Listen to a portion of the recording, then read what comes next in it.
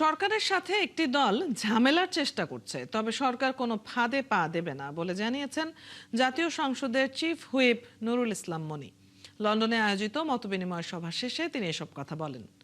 London সফররত chief whip Nurul Islam মনি ও সুনামগঞ্জ ৩ আসনের সংসদ সদস্য কয়সর আহমেদের সাথে British Bangladesh chamber of commerce and industry BBCCI এর প্রতিনিধিদের এই মতবিনিময় হয়। সভা শেষে চিফ হুইপ আরও বলেন, প্রবাসীরা যাতে সহজে দেশে বিনিয়োগ করতে পারে সেজন্য নানা উদ্যোগ নেওয়া হয়েছে। এ সময় সংসদ সদস্য কয়সর আহমেদ বলেন, বর্তমান সরকার প্রবাসীদের উন্নয়নে জোর দিচ্ছে। পরে চেম্বার নেতারা উভয় দেশের অর্থনীতিতে ব্রিটিশ বাংলাদেশি উদ্যোক্তাদের গুরুত্বপূর্ণ অবদানের বিষয়টি তুলে ধরেন।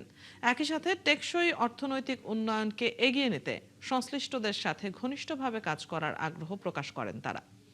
সভায় উপস্থিত ছিলেন BBCCI এর president Muhib Chowdhury, director general Musle Ahmed এবং সাবেক প্রেসিডেন্ট মাতাব চৌধুরী বশির আহমদ সহ অনেকে।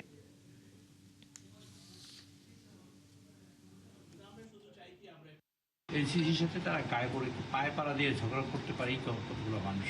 তাদের পায়ে পাড়া দিয়ে ঝগড়া করার কিছু নেই, তারা ঝগড়া হোক সেরকম চায়। কাজে আমরা চাই না ঝগড়াটা হোক।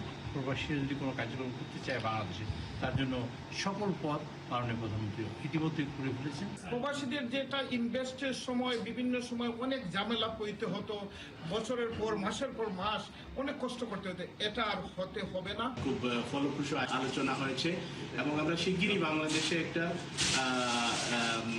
ডেলিগেশন নিয়ে যাবো BBCCI থেকে। সিলেটের ব্যাপারে কথা হয়েছে, উন্নয়নের ব্যাপারে কথা হয়েছে। যদি এগুলো ফলপ্রসূ হয়, will be the happiest people.